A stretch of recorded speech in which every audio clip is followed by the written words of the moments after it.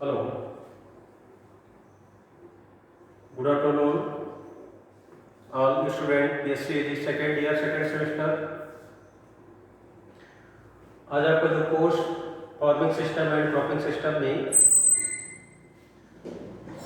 Lecture topic जो आपका कल सस्टेनेबल एग्रीकल्चर था, तो सस्टेनेबल एग्रीकल्चर में कुछ आपके टॉपिक बचे थे जो उसमें difference between sustainable and modern agriculture and उसके फैक्टर्स अफेक्टिंग। तो आज उस पर डिटेल उस पर एक्सप्लेन कर रहे हैं, बता रहे हैं। इसके पहले आपने देखा कि सस्टेनेबल एग्रीकल्चर में जब हम कंपैरिजन करते हैं मॉडर्न एग्रीकल्चर से, तो इसके पहले जो मॉडर्न एग्रीकल्चर को हम अपनाए तो उसकी रिक्वायरमेंट ज़रूरत कब थी?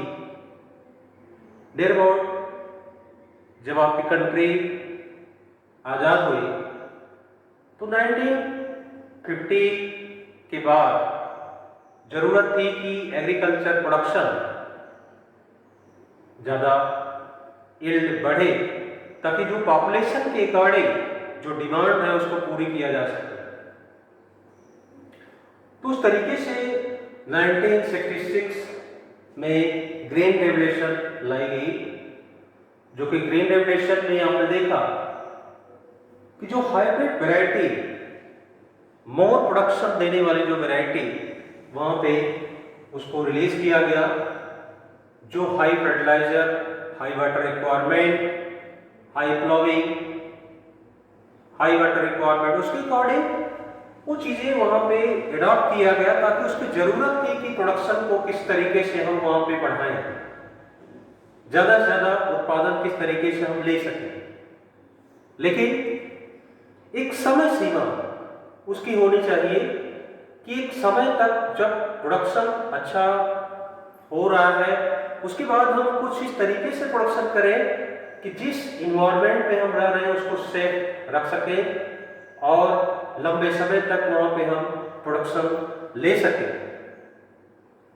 तो 1980 के बाद ये सामने आया कि नहीं, रिजल्ट इसका काफ़ी हद तक सही नहीं है, जिसको कि हम ऑर्गेनिक फार्मिंग की तरफ मूव करें और सस्टेनेबिलिटी को वहाँ पे डेवलप करें, जिसके लिए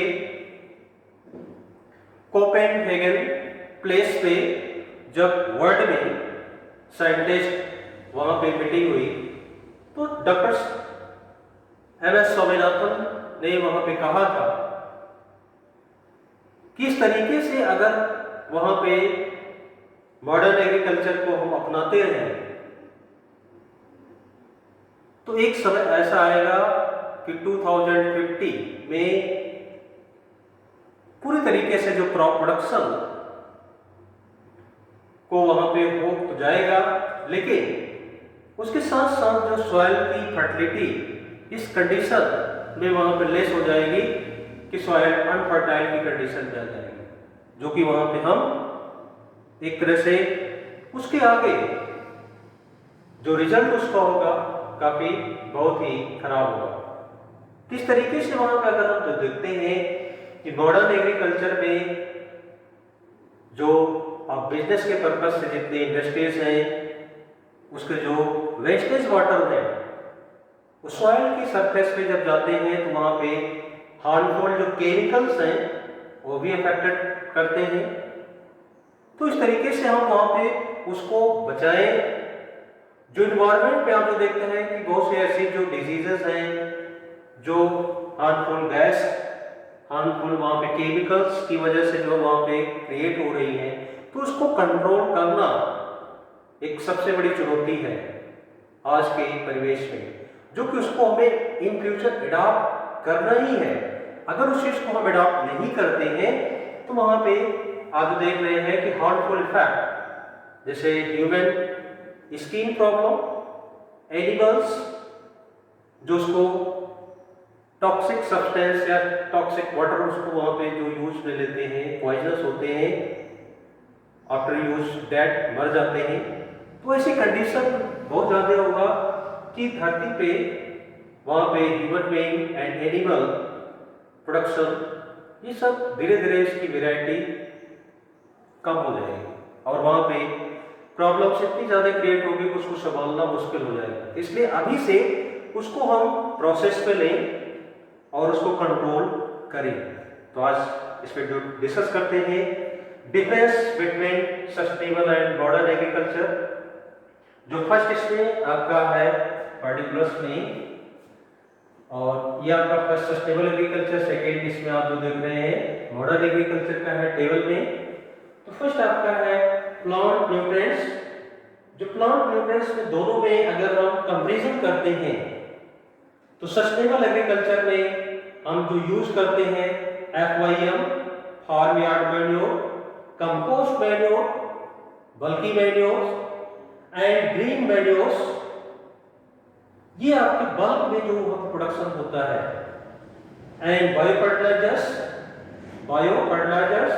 एंड क्रॉप रोटेशन, ये हम सस्टेनेबल एग्रीकल्चर के अंतर्गत वहां पे एडॉप्ट करते हैं, वहां पे उसको लेना चाहिए।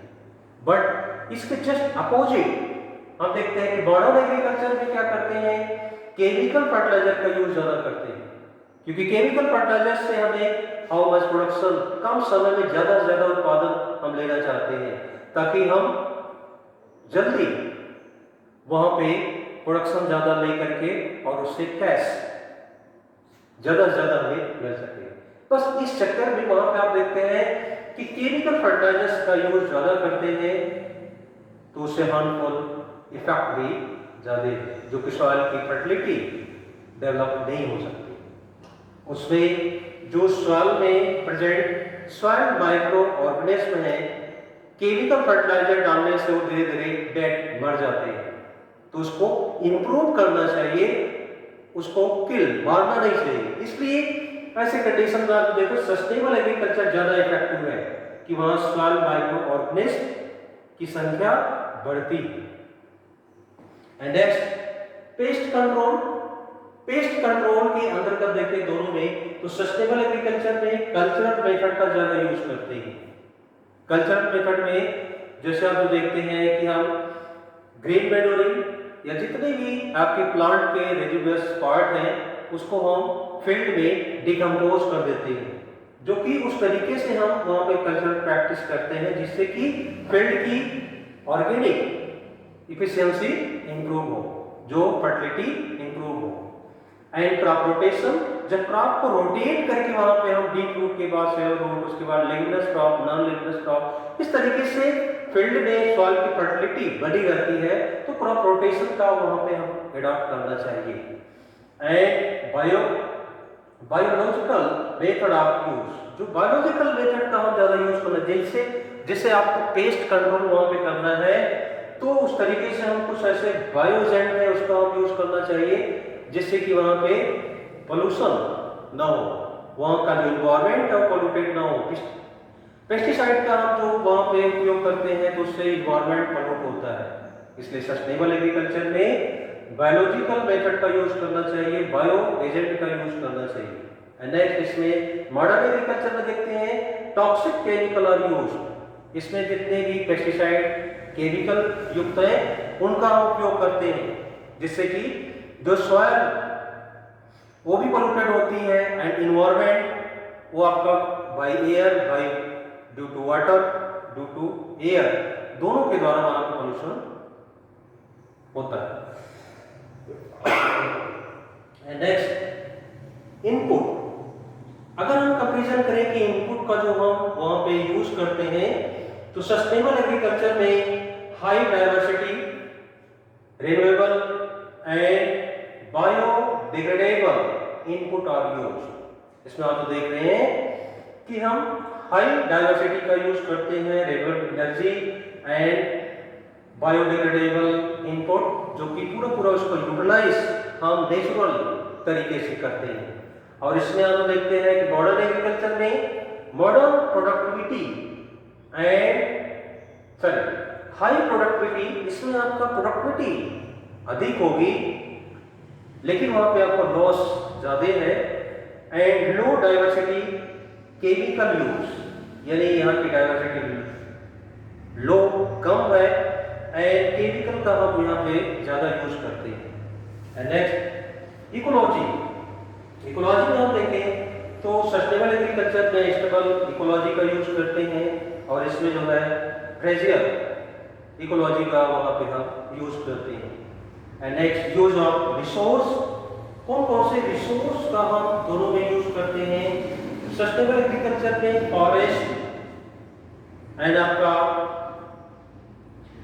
Fisheries, water resource and renewable resource, जो उस तरीके से यहाँ पे हम एफॉरेस्टेशन का कार्य करते हैं, जो वनों की क्षेत्र को बढ़ावा देते हैं। और जस्ट इसमें अगर अपोजिट देखें मॉडर्न एग्रीकल्चर में डिफॉरेस्टेशन करते हैं, यानी जो लैंड धीरे धीरे कम होती जा रही है तो वनों के क्षेत्र को हम काट करके उस पर कल्टीवेशन या बिल्डिंग बनाने का कार्य करते हैं।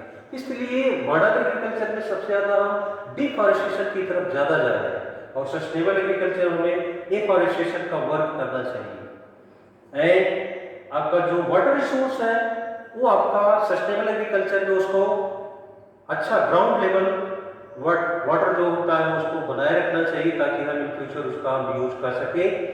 बट मॉडर्न एग्रीकल्चर में आप देखते हैं कि वहाँ पे जो वाटर लेवल है बहुत ज्यादा जो है कि निचली सतह में चले जा रहे हैं, उसका हम बहुत ज्यादा दोहन कर रहे हैं। एंड उसके बाद जो वाटर का पोल्यूशन बहुत ज्यादा वहाँ पे है जो कि हार्मफुल है। जो हम अगर सस्टेनेबल में देखते हैं कि वहाँ पे नेचुरल जो वाटर है रेन वाटर, उसको हमें हार्वेस्टिंग करके वहाँ पे उसको वाटर सेट मैनेजमेंट करना चाहिए। Next quality of food materials, quality of food materials में आप देखते हैं दोनों में कंपैरिजन करते हैं तो सस्टेनेबल एग्रीकल्चर में फूड मटेरियल्स आर सेफ, इसमें फूड मटेरियल्स आपके सेफ है जो कि जिसका हम यूज करेंगे वो आपके लिए हेल्दी हो। एंड देन नेक्स्ट है इसमें मॉडर्न एग्रीकल्चर में फूड मटेरियल्स में कंटेन टॉक्सिक, इसमें जो फूड मटेरियल्स जो फूड प्रोडक्शन लेते हैं, खाद्य उत्पादन लेते हैं, उसमें एक सस्टेनेबिलिटी नहीं होती है, उसमें न्यूट्रिएंट जो कंपोजिशन है वो चीजें उसमें नहीं मिलती है, जो कि वो केमिकल्स के द्वारा उसका प्रोडक्शन है तो जो मटेरियल्स है वो टॉक्सिक हो सकता है। इसलिए दोनों में आपने जो देखा कंपैरिजन किया कि सस्टेनेबल एग्रीकल्चर और मॉडर्न एग्रीकल्चर में हम किस तरीके से वहां पे किसको प्राथमिकता ज्यादा दें, तो आप ये समझ गए होंगे कि वहां पे हम सस्टेनेबल एग्रीकल्चर को अडॉप्ट करें ताकि जो आने वाला फ्यूचर वो हमारा बेटर हो, जिससे क्रॉप प्रोडक्शन या एनवायरनमेंट सॉइल से रिलेटेड जो भी है वो आपके बेटर रिजल्ट हो। एंड नेक्स्ट आपको इसमें सस्टेनेबल एग्रीकल्चर से रिलेटेड फैक्टर्स अफेक्टिंग इन सस्टेनेबल एग्रीकल्चर, जो फैक्टर्स हैं कौन कौन से उसमें इफेक्ट डालते हैं, तो उसमें आप देखेंगे जस्ट पहला है deforestation and overgrazing of land, deforestation and overgrazing of land, जो उस एरिया में हम डिफॉरेस्टेशन ज्यादा करते हैं। अभी जो आपको वहां पे डिस्कस किए सस्टेनेबल में कि सस्टेनेबल में हम वहां पे डिफॉरेस्टेशन का वर्क करते हैं, बट इसमें जो फैक्टर्स है इफेक्ट डाल रहा है कि डिफॉरेस्टेशन यानी वनों की कटाई करते जा रहे हैं। तो ये आप जो देखेंगे एक सर्वे के अनुसार जो आंकड़ा है कि पर ईयर आपका 1.5% जो फॉरेस्ट धीरे धीरे उसको हम काटते जा रहे हैं। तो उसके अकॉर्डिंग इस समय आप जो देखेंगे कि फॉरेस्ट रीजन बहुत कम है, जो कि इसके पहले आपका जब कंट्री आपकी जो ग्रीन रेवोल्यूशन की कंडीशन में वहां पे आप जो देख रहे थे तो उस समय नियर अबाउट आपका 33% 32% था, और इस समय बहुत ज्यादा उसका नियर अबाउट आप जो देख रहे हैं कि 15 से बिलो 15 से बहुत कम। इस कंडीशन में आप वहां पे फॉरेस्टेशन इनफॉरेस्टेशन का वर्क करना चाहिए, डिफॉरेस्टेशन नहीं। ओवर ग्रेजिंग यानी ऐसी लैंड आप जो देखते हैं कि वहां पे पॉस्चर के लिए जो ओवर ग्रेजिंग कराते हैं तो वहां पे एनिमल्स के द्वारा जो सॉइल का इरोजन भी होता है, तो ऐसी वहाँ पे लैंड का यूटिलाइजेशन ज़्यादा उसका हम ना करें ओवर ग्रेजिंग के रूप में, तो ये उसका ज़्यादा वहाँ पे इफेक्ट होता है। And next, over exploitation of ground water. Ground water का ज़्यादा वहाँ पे दोहन हो रहा है मॉडर्न एग्रीकल्चर में, जो है ये फैक्टर है, इफेक्ट डाल रहा है। इस समय वाटर को हम ज़्यादा कंजर्व करें और इरिगेशन के रूप में सबसे बेस्ट इरिगेशन मेथड जो ड्रिप इरिगेशन के रूप में उसको हम अडॉप्ट करें, जो वाटर का सही समय पे उसका यूटिलाइज प्लांट कर सके और ज़्यादा से ज़्यादा वहाँ को उत्पादन दे सके और ग्राउंड वाटर सरफेस में हमारा मेंटेन हो, जो कि रन ऑफ वाटर के द्वारा उसके हम हार्वेस्टिंग टेक्निक के द्वारा वहाँ पे हम वाटर सेट मैनेजमेंट भी करना चाहिए। एंड एयर पोल्यूशन, आप देखते हैं कि मॉडर्न एग्रीकल्चर इस समय जो आप कर रहे हैं प्रोडक्शन, उसमें पेस्टिसाइड जो केमिकल जितने भी इसमें आप कर रहे हो क्रॉप पे, तो due to water, due to air, तो एयर के द्वारा उसका पोल्यूशन वहाँ पे बहुत ज़्यादा होता है। एंड नेक्स्ट, टेक्नोलॉजिकल फैक्टर, जो हम इस समय डिफरेंट न्यू टेक्नोलॉजी का यूज तो करते हैं, उसका इम्पैक्ट आपको उस समय तो अच्छा मिलता है, उसका रिजल्ट भी अच्छा मिलता है, लेकिन उसका कुछ आपका बैड इफेक्ट भी होता है, जो कि केमिकल्स का आप वहाँ पे प्रयोग करते हैं। जैसे उस तरीके से वहाँ पे टेक्नोलॉजी का यूज करने के बाद भी वहाँ कुछ ऐसे फैक्टर्स जो वहाँ पे सस्टेनेबिलिटी को डेवलप करने में लिमिटेशंस, जो फैक्टर्स वहाँ पे बाधा डालते हैं। एंड नेक्स्ट, इकोनॉमिक फैक्टर्स में आप देखते हैं कि बहुत से ऐसे हैं जो एक हम कह सकते हैं कि मॉडर्न एग्रीकल्चर में जो हाइब्रिड सीड या इस सब का हम मैनेजमेंट करते हैं, बट वहाँ पे जो फार्मर है उनकी पुअर कंडीशन उस चीज़ को वहाँ पे इफेक्ट डालती है।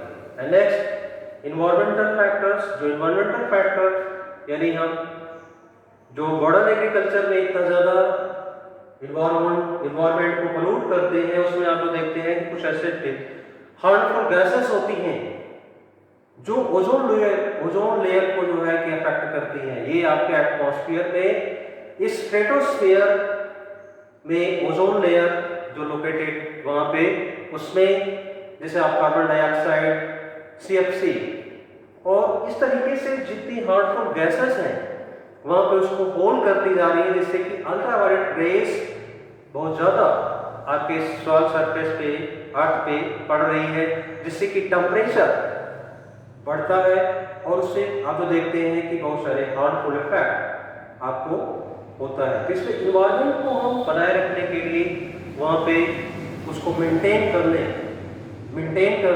ये हमारी एक रिस्पॉन्सिबिलिटी होती है। एंड नेक्स्ट, फिजिकल फैक्टर पे आप देखते हैं कि कुछ इस तरीके से जो सॉइल्स की भी है, सॉइल्स में और आपके इन्वायरमेंट से रिलेटेड वो आपको फैक्टर वहाँ पे इफेक्ट डालते हैं। रिसोर्स और वहाँ पे जो उसकी इफिशियंसी है, रिसोर्स यूज इफिशियंसी, जो कि उसका हम बहुत ज़्यादा इस मॉडर्न एग्रीकल्चर में किसी चीज़ का एक लिमिट होती है, उससे ज़्यादा अगर हम उसका यूटिलाइज करते हैं तो उसका डिसअफेक्ट होता है। इसलिए जो नेचुरल रिसोर्सेज हैं उसका हम एक लिमिट तक उसका हम यूज़ करें, जिससे कि हमें इन फ्यूचर अच्छा बेटर रिजल्ट मिल सके।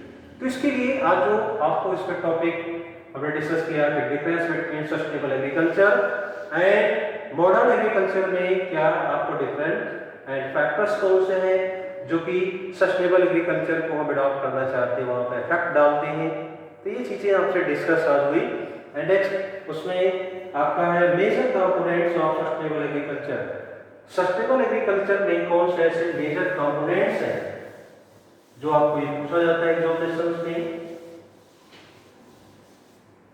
नोट कर लेना।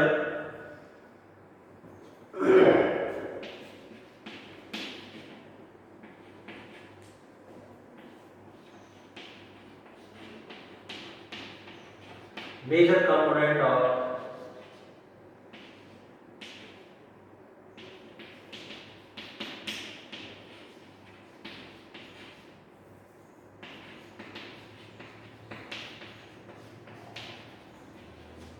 सस्टेनेबल एग्रीकल्चर, जिसमें फर्स्ट आपका है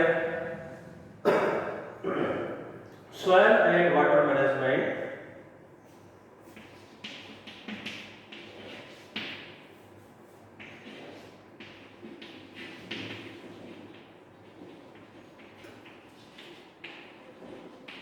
soil and water management.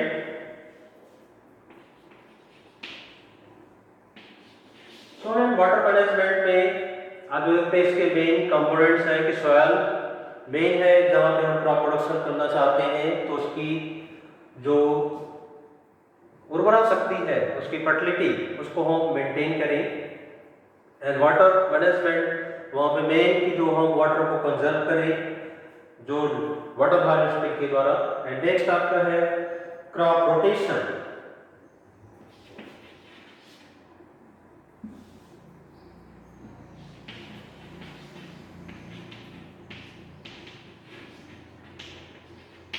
जो कि क्रॉप रोटेशन को वहाँ पे अपनाने पे आपको बायोडाइवर्सिटी, जो क्रॉप बायोडाइवर्सिटी इम्प्रूव होगी, तो इसलिए क्रॉप रोटेशन को वहाँ पे अडॉप्ट करना चाहिए।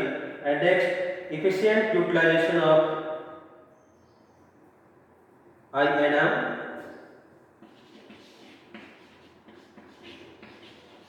INM का मतलब है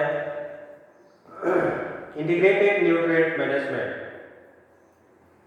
तो जो न्यूट्रिएंट है उसका हम एक निश्चित सीमा तक उसका हम फसलों को दें, जो कि एक वहाँ पे प्रोटेक्ट तरीके से हम वहाँ पे न्यूट्रिएंट मैनेजमेंट कर सकें। And next IPM integrated pest management.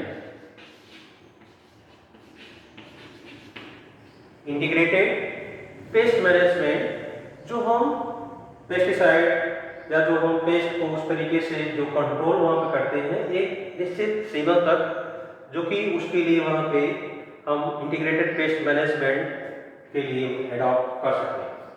And next IDM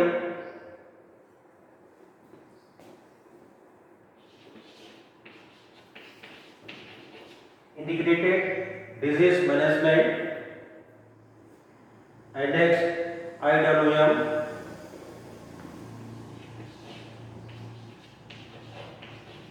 IWM का मतलब है integrated weed management.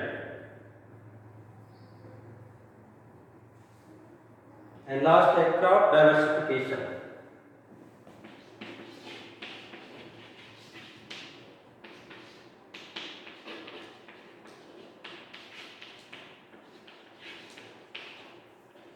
Crop diversification ये इसके जो कंपोनेंट 7 आपको बताया, soil and water management, crop rotation, INM integrated nutrient management, and IPM integrated pest management, and IDM integrated disease management, and integrated weed management, and last crop diversification। तो इसके sustainable agriculture के components हैं। तो आज जो आपके topic sustainable agriculture से related इसमें हमने डिस्कस किया, तो उसको आप अच्छे तरीके से नोट भी किए होंगे और इसको आप एग्जामिनेशन पर्पज से अच्छे तरीके से उसको रीड भी करिए। तो आज का टॉपिक यहीं पे एंड करते हैं, और इससे रिलेटेड कोई क्वेरी हो, कोई प्रॉब्लम्स हो, तो हमारा व्हाट्सएप नंबर और कॉन्टैक्ट नंबर जो इवनिंग 5 to 7 कॉन्टैक्ट कर सकते हैं। That's all, thank you.